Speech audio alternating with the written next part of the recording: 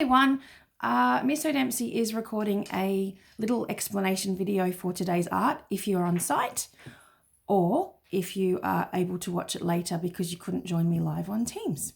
So I wanted to go outside to the beach today, collect some sand and even do my lesson from there, but the weather's not been kind. So instead I have opted for a little homemade, which I think will be good for you guys if you also have things at home that you can use. So on my lesson, I do apologise. You have to understand that animals here do not always cooperate with lessons. So Ruben thinks that this is something to explore. It is not a tray for him, it is a tray for us. So apologies there. So this is some flour, which I got from my kitchen, but you could use breadcrumbs or you could use dirt. Go outside and make it a day out in the sun. I know Tuesday's going to be lovely. And you could also use, what else could you use that's nice and fine? You'll have more ideas than I will. So thinking about what we saw in the PowerPoint, it's not just about using words, all right? Indigenous Australians, symbols and specific swirls and circles, all of those shapes and designs are not just art for us to say, wow, that's pretty, it's to tell a story. And so your brief today, your task today is to design your bedroom using sand drawings. All right, so I'm going to have a go first at doing it on paper, because then if you didn't have sand or dirt or breadcrumbs or flour, you could just do it on paper and still be part of this lesson. But then I'm thinking I can copy what I've done to my sand, which is really flour. So why don't you have a think about the symbols and the shapes you can use to design your bedroom. You can do it on paper. You've got your paper and pencils first. Don't worry too much about colours. It's about just getting the designs because there's no colour in the sand. All right, and then we'll see what we can come up with. I'm thinking for my bedroom, I've gone with the shape of the bed, but it makes me calm.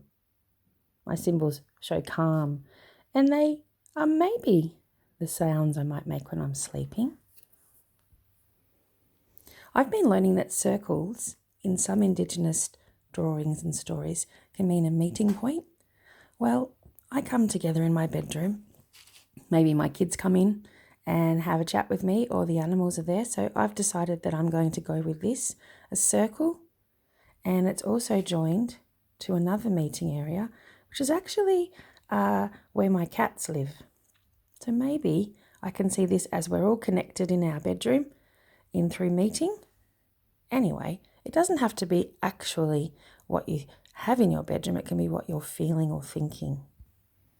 This side of my room, there's a window, and I love it for the sun and the light that comes in.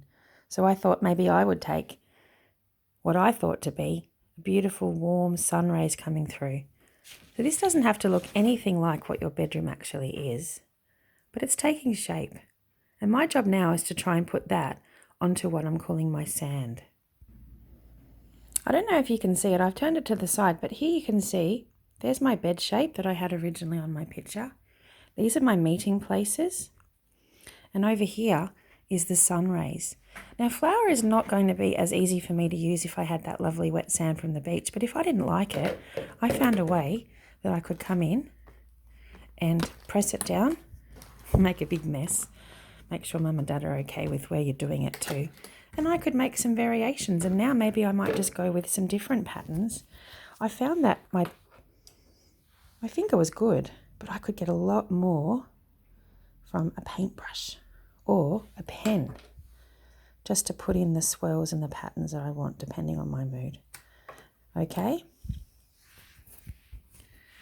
An easy art lesson, but it's the teaching behind it that I want you to remember, okay? Because sand was just one of the ways that Indigenous Australians taught lessons and important connections to the land through the generations, and we get to replicate it here today with a bit of fun and a bit of mess.